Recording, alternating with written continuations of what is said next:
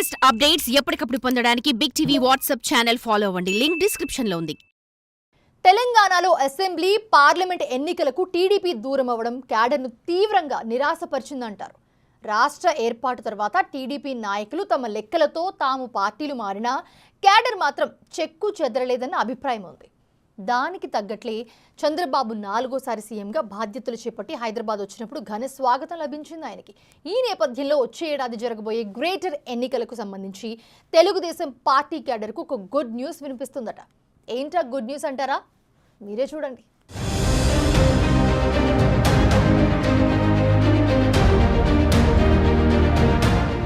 ఏపీలో బీజేపీ, జనసేనలతో కలిసి పోటీ చేసిన తెలుగుదేశం పార్టీ గ్రాండ్ విక్టరీ సాధించింది. గతంలో ఎన్నడూ లేని స్థాయిలో ఏపీలో విజయం సాధించింది. ఈ ఉత్సాహంతో ఏపీలో టీడీపీ సభ్యత్వ నమోదు కార్యక్రమం కూడా గ్రాండ్ సక్సెస్ అయింది. ఏపీలో టీడీపీ విజయం తెలంగాణ టీడీపీ అభిమానుల్లో సరికొత్త ఉత్సాహాన్ని నింపిందంటున్నారు.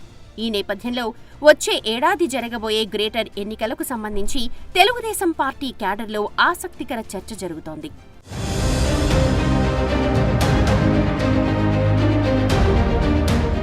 2025లో జరగబోయే గ్రేటర్ హైదరాబాద్ మున్సిపల్ కార్పొరేషన్ ఎన్నికలకు సంబంధించి తెలుగు తమ్ముళ్లలో చాలా ఆశలు కనిపిస్తున్నాయి.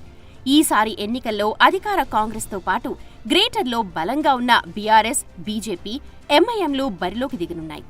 అదే సమయంలో ఏపీలో సార్వత్రిక ఎన్నికల్లో సూపర్ సక్సెస్ అయిన టీడీపీ కూడా రంగంలోకి దిగనుందని అంటున్నారు.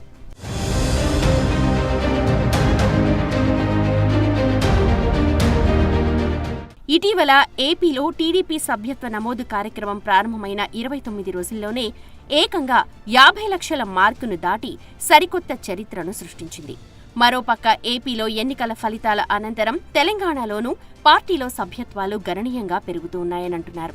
ఈ మెంబర్షిప్ డ్రైవ్లో కనిపిస్తోన్న ఉత్సాహం చూస్తుంటే తెలంగాణలో టీడీపీకి తిరిగి మంచి రోజులు వచ్చే అవకాశం ఉంది అన్న అభిప్రాయం వ్యక్తమవుతోంది. చంద్రబాబు ప్రతి నెల ఎన్టీఆర్ ట్రస్ట్లో నిర్వహిస్తోన్న సమీక్షలు అందుకు ఊతమిస్తున్నాయి.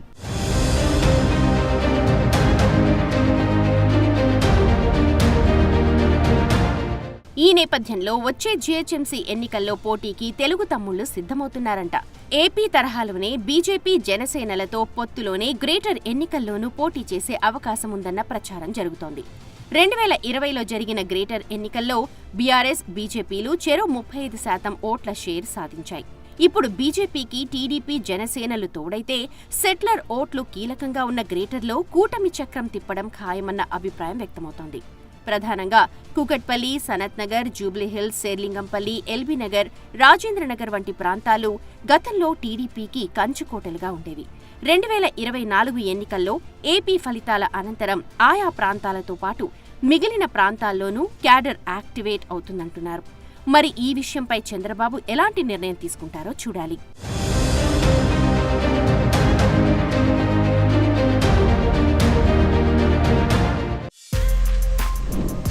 For more videos like this, subscribe Big TV channel.